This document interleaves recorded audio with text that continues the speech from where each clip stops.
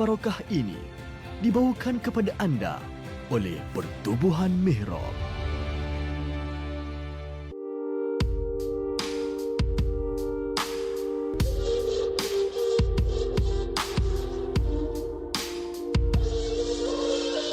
Perumpamaan orang yang menginfakkan hartanya di jalan Allah seperti sebutir biji yang menumbuhkan 7 tangkai.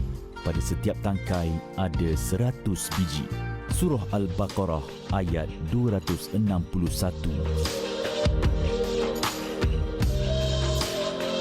Saksikan kisah para sukarelawan, pengorbanan diri serta usaha murni Pertubuhan Mihrab dalam pembangunan membina aset Islam dan membantu mereka yang sangat memerlukan.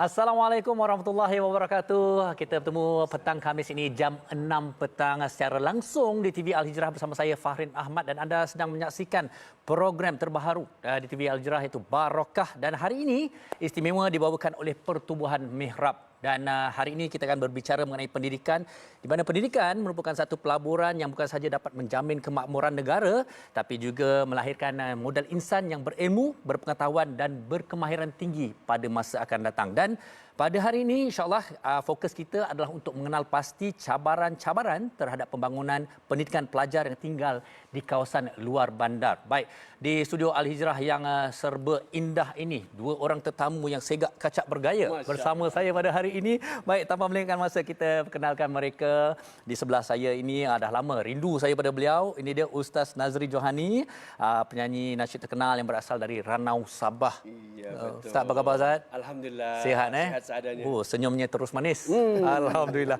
Dan bersama dengan sahabat sukarelawan kita, saudara Aiki Fairuz, yang akan berkongsi pengalaman tentang cabaran pendidikan dan cabaran sukarelawan di Sabah. Baik, okey. Sihat semua? Alhamdulillah sihat. Semua hari ini meluangkan masa di sinilah. Ya, Tak ada apa-apa betul. aktiviti untuk hari ini. Okey, baik. Kita berbicara mengenai pendidikan, satu perkara yang sangat-sangat menarik. Tapi ini mungkin kita nak selami dengan lebih dalam lagi. Kalau kita lihat kan, Ustaz Nazri sendiri pun membesar dan melihat suasana pembangunan pendidikan di Sabah sendiri. Mungkin boleh kongsikan dengan para penonton bagaimana suasananya di sana tu.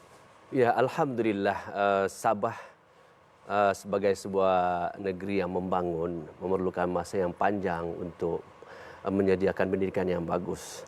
Dan saya sendiri sebagai orang, saya dikira orang yang berada di pedalaman, walaupun daerah Ranau itu sekiranya satu tempat yang menjadi pusat persinggahan dari utara ke selatan, timur ke barat. Ranau di tengah.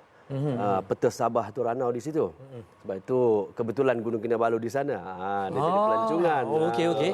Baik. Jadi Gunung Kinabalu tu kebetulan di tengah Sabah dan Ranau di situ. Jadi saya tidak sekadar berada di Ranau saja. Saya memang berjalan seluruh Sabah dan saya melihat kekurangan pendidikan itu sukar bagi negara kita untuk menyiapkan satu prasarana yang lengkap dalam masa yang singkat, memerlukan masa yang panjang. Betul. Sebab itu memang saya sendiri melihat keperluan tu, maka kita sebagai rakyat, sebagai orang Islam, kita kena bantu kerajaan untuk memudahkan kerajaan, menyenangkan mereka untuk masyarakat yang mungkin tercicir atau jauh di pedalaman. Jadi kita tolong untuk sampai pada mereka, bukan sekadar bantuan, tapi kita usahakan supaya kita dapat berikan pendidikan agama. Jadi memang pun sukar untuk menyampaikan pendidikan ke pedalaman-pedalaman kerana prasarana jalan itu kalau di zaman 70-an, 80-an memang sangat sukar lah. Sekarang ni alhamdulillah boleh sampai semua tempat, tetapi masih perlukan kekuatan dan kemahuan yang sungguh-sungguh lah. Jadi alhamdulillah pendidikan di Sabah sudah berkembang dengan baik. Begitupun memang ada umat yang tercicir ataupun yang kita perlu bantu untuk sama-sama beri pendidikan lah begitu. Baik, dan kita nak tanya pada saudara Aki sendirilah menyertai aktiviti sukarelawan khususnya di Sabah ni. Ya. Bagaimana boleh digambarkan jugalah seperti mana yang menyambung kepada Ustaz Nazri tadi. Baik. Saya di Sabah ada beberapa lah. Satu, kadang-kadang jemputan sekolah untuk berceramah. Tapi ini lebih kepada kawasan-kawasan yang sekolah yang maksudnya pelajar-pelajar yang ada akses dengan pendidikan. Namun kalau dengan bersama dengan NGO, Impactive Malaysia, dan saya puji dengan langkah Mihrab yang juga turun ke Sabah bersama dengan sahabat-sahabat Farhali, Azmin Huzair, yang kami pergi ke sana khusus di Sempurna, di komuniti atas air. Yang mana di kawasan ini penduduknya ramai, ya, dan mereka ni pelajar, anak-anak yang berusia 18 tahun ke bawah tidak ada akses untuk pendidikan.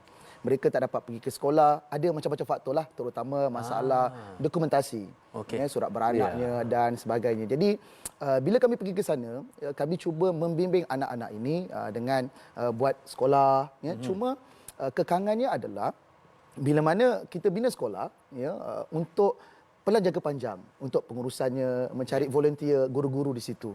Namun alhamdulillah kita pun buat secara berterusan, buat bantuan untuk membina masjid juga. Dalam masa yang sama kami juga buat program sunat dengan anak-anak di sana, sebab mereka ni kadang-kadang nak bersunat pun tak mampu. Katan. Berkhatan. Cuba kita bayangkan dalam negara kita ada yang tak mampu untuk bersunat sebab berkhatan kan. Sebab mereka rasa duit yang digunakan untuk khatan tu baik digunakan untuk menjara keluarga. Cuba kita bayangkan sampai tahap macam tu. Dan kita juga bukan sekadar mendidik anak-anak ni, tapi ibu-ibunya juga.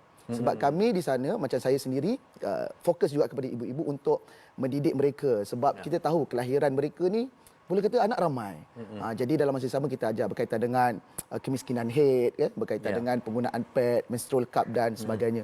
Jadi itulah keadaan di sana, dan insya-Allah mudah-mudahan semakin lama makin ramai yang sedar Sabah, ya, memang banyak yang perlu dibantu, insya-Allah. Kalau kita tengok visual ni cukup cantik sebenarnya untuk menggambarkan apa yang dilalui oleh Cikgu Aki. Tok Mudim bukan Tok Mudim? Bukan. Tadi kita okey. Baik Ustaz, menyambung tentang itu juga, tentang inisiatif pembangunan yang Ustaz lakukan sepanjang berada di Sabah. Apa inisiatif-inisiatifnya? Alhamdulillah, soalan paling bagus. Jadi alhamdulillah sejak saya berhenti raihan tahun 2006 tu untuk mengajak, memberitahu kita kena buat pendidikan. Itu yang saya buat. Saya jalan satu Sabah ke Sempurna, Tawau, dan di pertengahan Sabah ni sejalan semua tu nak cakap pada setiap orang yang mampu, cakap di Facebook, di YouTube, kita kena buat pendidikan. Dan dekat situlah saya berjuang untuk membangunkan madrasah. Kerana melalui pendidikan yang berkekalan itu baru kita boleh ubah masyarakat. Dan alhamdulillah sudah 2 tahun saya bersama dengan ustazah.com. Kami juga membuat kelas, membuat surau, kemudian mendidik anak-anak ini yang tidak berkemampuan ini, beri mereka pelajaran Al-Quran supaya mereka jadi umat Islam yang tahu solat, tahu baca Quran, dengan siap menggajikan sekali ustaz-ustaznya. Jadi dengan gaji paling sikit 1,500 untuk memastikan ustaz dan ustazah mampu mendidik dan senang hati berjuang di situ. Betul. Jadi itu yang kesinambungan yang kita perlu buat. Kita mungkin banyak orang boleh buat masjid, boleh buat surau, boleh buat kelas, buat rumah yang rosak, tapi siapa yang sanggup berada di situ untuk mengajar. Dan negeri Sabah itu sendiri pada tahun 80-an dia ada 90% umat Islam negeri Sabah. 90% dari semua umatnya. Tetapi dia akhirnya berkurangan kerana pendidikan ini tadi. Masalah nak sampai, akses perjalanan apa semua itu menyebabkan pendidikan tak sampai. Jadi alhamdulillah sekarang di Kampung Bahagia Sendakan ada 100 lebih pelajar kita didik. Di Kudat ada, di tempat lain di Semenanjung pun kita buat juga. Dan di madrasah saya sendiri, Mahad Al-Tafiz Bayu Syahadah Kampung Bid'on pun kita mendidik lebih daripada 10 orang di sana, iaitu semuanya anak-anak yang tak berkemampuan. Jadi itu sebab saya kata kita kena bantu kerajaan untuk memudahkan pendidikan ni supaya sampai, dan kita minta pada, sebab itu saya nak sangat para pendakwah turun ke Sabah. turun, bawa Kita- bantuan, Ustaz, hari ini dari Warkah ni bukan saja pendakwah saja, tapi kita semua masyarakat seperti mana Ya. anda saksikan di Betul, kaca betul, TV betul, sekarang betul. di mana Yes. sebelum kita berehat ni saya nak kongsikan sesuatu di mana kami mengharapkan teruskan usaha anda dalam berinfak dan berterusan Ya, bantu betul. membina aset Islam bersama kami. Semoga usaha murni anda akan dibalas dengan pahala yang berterusan. Pastikan anda terus bersama kami dalam Barakah. Kita berehat seketika, kembali lagi selepas ini.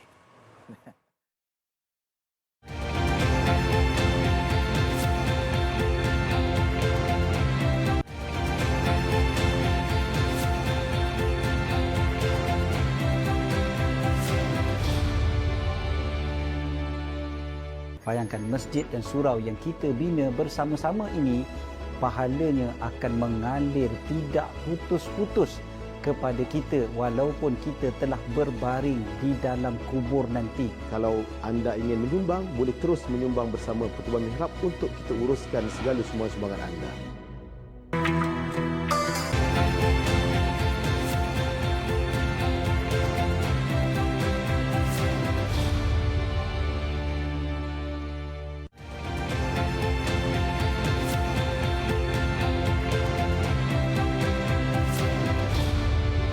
Alhamdulillah, kita kembali dalam Barakah secara langsung dari studio TV Al-Hijrah sekarang bersama dengan kita tetamu yang sebenarnya anda saksikan daripada awal tadi. Tetapi untuk kembalinya kita daripada berehat ini ada sesuatu yang istimewa kerana kita akan bersama dengan seorang sukarelawan ataupun duta Pertubuhan Mihrab iaitu Ustaz Nazri Abbas yang sememangnya kini berada di lapangan dan menyantuni warga Sabah di Pulau Sempurna. Baik di atas talian Skype, beliau akan berkongsi laporan beliau dari sana bersama dengan Pertubuhan Mihrab ini. Silakan Ustaz. Terima kasih diucapkan kepada Farin Ahmad yang kini berada di studio. Saya sekarang ni bersama dengan Duta Pertubuhan Mihrab iaitu Ustaz Nazri Abbas. Assalamualaikum Ustaz. Waalaikumsalam Hanan. Sihat Ustaz? Alhamdulillah sihat. Okey, jadi Ustaz, kita nak tahu berkaitan dengan Pertubuhan Mihrab ni. Jadi mungkin Ustaz boleh ceritakan antara acara lapangan yang Pertubuhan Mihrab lakukan selama ini. Okey, Pertubuhan Mihrab antara poin paling besar kita buat adalah untuk membangunkan aset Islam. Antaranya kita bantu untuk membangunkan masjid, surau, sekolah, pendidikan dan juga kita lihat dari sudut pendidikan ni sama ada sudut fizikal dan juga spiritual. Dan baru-baru ni juga kita meraihkan warga-warga mas yang memerlukan bantuan, kita agihkan juga kepada mangsa-mangsa yang sebelum ni terlibat dengan banjir dan sebagainya. Itulah sedikit apa yang kita buat. Masya Allah. Jadi Ustaz, untuk aktiviti di Sempurna Sabah ni, apa bantuan yang akan diagihkan? Okey, alhamdulillah kita pun telah selesai tadi di Masjid Al-Quran ni di Kampung Tanjung Baru, Pulau Bumbung Sempurna. Kalau kita lihat suasana sini, masya-Allah kita macam masuk negara baru, dunia baru yang rata-rata mereka ni hidup memang suasana kampung yang serba dhaif. Jadi tadi alhamdulillah kita dah sampaikan kit jenazah bersama rakan-rakan NGO yang lain. Kita juga menyampaikan bakul makanan kepada mereka-mereka yang susah dan juga beberapa alat-alat bantu untuk anak-anak pelajar kita yang masya-Allah semuanya bersemangat untuk belajar. Dan itulah sedikit yang kita mampu untuk usaha membantu mereka. Masya Allah. Jadi Ustaz, untuk menyempurnakan misi di Sempurna Sabah ni, berapa lama Pertubuhan Mihrab akan berada di sini? InsyaAllah nampak gayanya kita akan beraya haji kat sini lah dalam tempoh 2 minggu dan kita juga akan buat korban di sini untuk meraihkan dan memeriahkan suasana Hari Raya Korban bersama dengan penduduk di Pulau Sempurna. Jadi Ustaz, mungkin ada harapan kepada penonton setia TV Al-Hijrah Kok lah nak bersama dengan Pertubuhan Mihrab untuk menyantuni lebih ramai lagi orang untuk membangunkan lebih banyak lagi aset Islam. Okey, jadi ini satu peluang yang baik dan menarik untuk mereka yang ada hati dan jiwa ingin menolong orang. Jadi anda boleh bersama-sama dengan Pertubuhan Mihrab. Kalau tak ada idea, hulurkan saja harta anda, hulurkan wang ringgit anda untuk kami bantu uruskan supaya kita boleh agih dan sampaikan kepada mereka-mereka yang susah dan yang ada keperluan untuk kita bantu mereka dan sekaligus kita semua dapat meraih redha Allah secara bersama-sama, insya-Allah. InsyaAllah. Jadi saya doakan supaya urusan Pertubuhan Mihrab dimudahkan Allah. Jadi insyaAllah kita nak kembali ke studio bersama dengan Farin Ahmad. Baik, Hanan, terima kasih dan juga Ustaz Nazri Abbas yang berada di sana sekarang ni dengan teknologi ni. Saya kira sangat cukup mudah lah. Anda ada lihat ada QR code-nya, ada account bank dan sebagainya. Jadi teruslah berinfak tanpa melengahkan masa. Baik, kalau tadi Ustaz Nazri Abbas, ini Ustaz Nazri Johani. Bersama kita di studio. Dua-dua Nazri. Kawan saya satu buat madrasah mualaf pun Nazri juga. Nazri juga. Okey, baik. Tapi sebelum saya nak bersama dengan Ustaz, kita nak sambung sedikit bersama dengan Aki sendirilah tentang apakah mungkin keperluan-keperluan untuk kita fahamkan kepada penonton yang diperlukan oleh mereka di sana yang khususnya berkait dengan pendidikan ni. Baik. satu benda yang kita perlu faham, apa yang diperlukan ni lebih kepada aktiviti sukarelawan. Sebab setakat ni saya nampak banyak NGO yang nampak ya mereka perlu membantu penduduk di Sabah, tapi kat situ bagaimana kita nak dapatkan sukarelawan yang mereka boleh duduk di situ. Kan macam Ustaz Nazri tadi sebutkan, duduk di sana dibayar gaji. Sebab sebenarnya komuniti yang faham masalah komuniti di Sabah adalah orang Sabah sendiri. Kan? Betul. Kan? Walaupun kita datang ke Semenanjung, tapi kita datang hanya dalam tempoh masa seminggu. Macam contoh tadi Ustaz Nazri Abbas tadi pergi ke sana sampai ke Raya Haji. Jadi itu antara cabaran-cabaran yang berlaku lah. Kan? Sebab kita tak boleh, yelah kita ada komitmen di Semenanjung dan kemudian kita balik. Tapi di sana bagaimana kita nak tinggalkan ada yang boleh membantu anak-anak ini. Sebab itu bila kita bangunkan sekolah, anak-anak ni dia tak ada boleh belajar yang kira advance, mengira. Ya, sebab mereka kadang-kadang bekerja, orang upah tapi kena tipu. Kan? Orang tipu, contoh orang bagi RM1, lepas tu seronok lah. Apa je yang boleh beli dengan duit yang berkenaan. Kadang-kadang mereka ni tak boleh membaca, kena tipu lagi. Jadi kesian. Kita antara benda yang boleh mengubah generasi, tak ada benda lain. Hanya pendidikan. Sebab itu kalau di sana selain daripada suraunya, selain daripada membantu dari segi makanan, paling penting adalah pendidikan. Dan saya menyerulah ya, kalau ada guru-guru di sana yang mereka memang berkhidmat di sana, mungkin kalau ada NGO macam Mihrab sendiri, boleh bertemu dengan guru-guru ni supaya mereka ni ada kerja volunteer. Tak dapat setiap hari, hujung minggu pun jadilah. Menawarkan khidmat mereka. Menawarkan khidmat pembelajaran. Dan kita sangat respect guru-guru di sana yang sampai kadang-kadang ke kawasan pedalaman dengan jalan yang tak berapa nak okey kan. Jadi semangat mereka tu yang kita perlukan. Saya kira sebenarnya pendidikan asas sudah dari membaca, mengira sekurang-kurangnya mereka berpendidikan. Baik. Okey, untuk Ustaz Nazri sendirilah kalau kita kata kita nak tanya juga kepentingan pembangunan pendidikan di Sabah, tapi khususnya kita nak fokus juga dengan cabaran dan dugaan dalam pembinaan aset Islam. Sekolah mat tafiz untuk pendidikan di Sabah ni. Ya, alhamdulillah cabarannya mengajak umat untuk belajar. Sebenarnya bukan mudah juga, iaitu kita bukan sekadar nak kena didik anak-anak mereka, beritahu mereka, berikan pendidikan, kita juga kena bagi faham ibu bapa.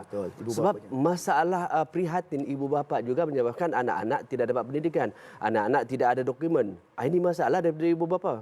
Jadi kerja kita hari ini untuk buat kerja dakwah di sana, membantu kerajaan memudahkan semua kerja-kerja ini adalah mendidik orang dewasa dan mendidik anak sekali. Dan memang pun pendidikan itu harus begitu. Kerana kita di sekolah, contohnya kita didik, kita bagi pelajar, anak balik tidak merubah hal. Dia balik tempat tu macam kenapa bapa aku macam ni, mak aku macam ni, pakcik aku macam ni. Cikgu kata macam ni kan itu. Ada pening lah. Okey, faham. Sebab itu kita kena bangunkan tempat, letak dia situ, didik dia, bagi faham apa itu Islam, apa itu akhlak, apa itu pelajaran. Kena bagi tahu semua. Cara hidup macam mana yang baik kena bagi tahu sebab mereka ni semua sama ada dia pendatang asing ke atau dia pribumi asalkah, semua itu adalah aset yang kena kita bagi ilmu, kita kena betulkan supaya jadi umat yang berguna pada negara ni. Mereka Islam sama macam dan mereka Islam. Jadi kita nak pastikan sebenarnya cabaran di sana juga adalah perlu seiring di antara orang dewasa, mak ayah ni dengan anak-anak ni. Jadi mereka faham tentang kepentingan pendidikan di sana. Sebab saya ada pengalaman bila kita beri pengisian kat surau-surau, dia punya meriah tu macam ada artis datang kan. Punyalah ramai ibu, ayah, anak-anak memang berkumpul beramai-ramai kat situ. Jadi mereka ni nak ke arah itu, tapi siapa yang nak bersama dengan mereka? Sebagai contoh, kalau sembahyang Jumaat, anak-anak perempuan datang sembahyang bersama. Begitulah keadaan. Tapi siapa yang nak berterusan dan berada di sana. Kan kalau agaknya mereka kalau tengok Akin ni kan ada rapper nasyid datang kan. Mana tahu belum Fahrin lagi datang. Okey, dalam gurau-gurauan kita itu juga sekali lagi saya nak mengajak kepada semua untuk menyedari yang betapa besarnya saham dan pahala yang tuan-puan peroleh sekiranya selagi mana infak kita disalurkan ke arah kebaikan, ia pasti memberi pahala berterusan. Marilah bersedekah kerana Allah Ta'ala, lillahi ta'ala. Jadi kita akan sekali lagi berehat seketika dan perkongsian terbaik dari kami di Barakah. Jadi pastikan anda tidak ke mana-mana, kembali lagi selepas ini.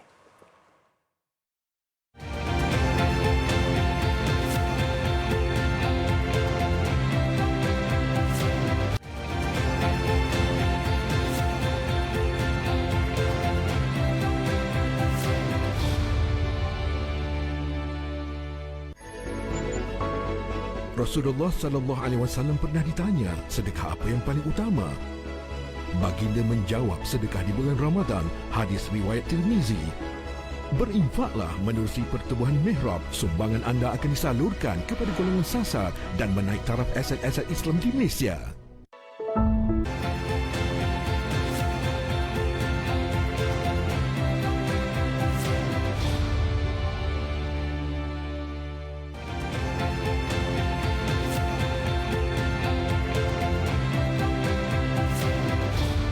Alhamdulillah, kita kembali dalam barakah yang penuh rahmat, penuh hikmahnya, kerana di sinilah kita boleh melipat gandakan pahala kita dengan berinfak. Dan hari ini bersama dengan Pertubuhan Mihrab, kita terus bersama dengan saudara Aki dan juga Ustaz Nazri. Tapi kita tanya pada Aki sendirilah, apa cabaran dan juga pengalaman yang tak dapat dilupakan ni sepanjang menjadi sukarelawan di Sabah? Baik. Apa cabaran kamu, Bah? Silakan. Senang baik tu. Baik. Kalau cabarannya daripada segi komunikasi tak ada masalah, ya, sebab yalah mereka pun faham, ya, cuma ada satu ketika tu yang sangat menyentuh hati saya lah, sebab saya memberi pengisian kepada anak-anak remaja dan kemudian saya cerita pada mereka berkaitan dengan ketuhanan, tentang Tuhan ciptakan kita. Lepas tu saya masukkan pula tentang rukun iman. Saya cerita tentang malaikat, mereka tak tahu. Okey, nama-nama tu dia tak tahu, dan saya masuk pula tentang Rasul. Dan ketika itu saya kata, jom nyanyi sama-sama dengan saya lagu Raihan. Idris Nuhud Soleh. Masa saya nyanyi itu, saya rasa sedih sangat sebab tak ada tak ramai, ada lebih kurang dalam 100 orang, 2-3 orang je yang nyanyi. Selebihnya dengan mata kurang pasti, tak tahu. Ya, jadi benda tu saya rasa macam Allah, banyaknya tanggungjawab lagi untuk dibuat, sebab kadang-kadang kita rasa macam kita semua dah ada, walaupun sekolah anak-anak kita mungkin jauh ataupun ada masalah pelbagai, tapi di sana mereka nak belajar asas kefahaman Islam tu pun tidak dapat peluang berkenaan. Sebab itu bila laksanakan program seperti ini, Mihrab, bantuan di Sabah, at least kita dapat membuka pemikiran masyarakat kita di Malaysia. Sebenarnya banyak lagi tempat-tempat yang kita boleh bantu dalam negara kita, khusus di Sabah. Yalah, atas faktor geografi dan juga pencapaiannya tu, ya. Baik, Ustaz, kalau kita lihat saya ramai yang memang mungkin ramai dah terus berminat untuk berinfak, itu pasti mereka juga ingin tahu juga ke mana yang disalurkan. Mungkin Ustaz ada perancangan yang hebat untuk 5 tahun akan datang, dan juga bagaimana kalau kita nak terangkan juga tentang apakah perancangan seterusnya lah. Jadi alhamdulillah, ya, kita memang perlukan satu ruang untuk pengumpulan dana ataupun untuk memudahkan orang untuk menyumbang. Contohnya dari kami, saya UUC, iaitu ustazah.com, kemudian Mihrab. Jadi kita merayu kepada umat Islam supaya sentiasa menyumbang pada UUC, kepada Mihrab. Sebab dana sangat diperlukan membina kelas, rumah, surau, masjid yang mana terlepas pandang atau masih lambat nak dibuat. Benda tu yang kita nak buat. Kemudian kita untuk menggajikan para ustaz, menggajikan juga semua sukarelawan ni. Janganlah kita panggil dia kemudian dia balik, dia ada komitmen dia. Betul. Mereka tu juga memerlukan kehidupan yang perlu dibayar komitmennya. Jadi dana ini adalah kita melaksanakan secara profesional. Kita panggil siapa pun bekerja, kita bayar dia dengan mengikut apa yang Allah izinkan dalam Al-Quran. Berapa banyak. Jadi hari ini insya-Allah penyumbang-penyumbang boleh menyumbang. Untuk perancangan kehadapan, kita mahu merancang untuk dapat membangun setiap kampung ada pusat pengajian. Setiap kampung. Kalau dalam satu daerah ada 40 kampung, kita kena bangunkan pusat pendidikan dan kena bayar ustaz yang mengajar di situ. Jadi berapa banyak dana. Itu belum kita nak kena sediakan tempatnya. Belum kita nak dana keperluan untuk sakit, orang miskin, apa semua. Dekat situ kita perlu besar, berbilion wang ringgit yang kita perlukan. Jadi penyumbang hari ini jangan fikir kita hanya perlu sikit. Kita perlu besar. Jadi anda boleh terus cek saja di Facebook, cek saja di YouTube. Kami di mana, Mihrab di mana, UUC di mana. Untuk inilah kita harus merancang dari sekarang, sebab saya melihat perjalanan keadaan umat Islam di Sabah itu untuk bangunkan rakyat di sana sendiri memerlukan lebih dari 100 tahun. Betul. Jadi masa bukan setakat 5 tahun, bukan setakat 5 tahun. Jadi nak menyumbang ni selagi hidup memang ada peluang. Ya, ya. InsyaAllah. Jadi jangan ragu dan yakinlah dengan apa kami buat. Jika anda ingin melihat sendiri, pergilah bersama-sama kami. InsyaAllah. Farid, saya teringat satu benda. Bila Ustaz sebut tadi pendidikan. Kami pernah masuk satu kampung yang masjid dah dibina hampir 30 tahun. Sepanjang tempoh tu tak pernah buat sembahyang Jumaat. La haula Sebab Oh, masjidnya ada? ada. Okey. Sebab satu, akses ke sana susah. Ya. Yang kedua, tidak ada dalam kalangan mereka tu yang boleh untuk khutbah, ya, untuk jadi imam boleh. Cuma untuk berkhutbah dan untuk sembahyang Jumaat. Jadi bila saya tengok tu saya kata, ya Allah, ada lagi benda-benda macam ni dalam negara kita.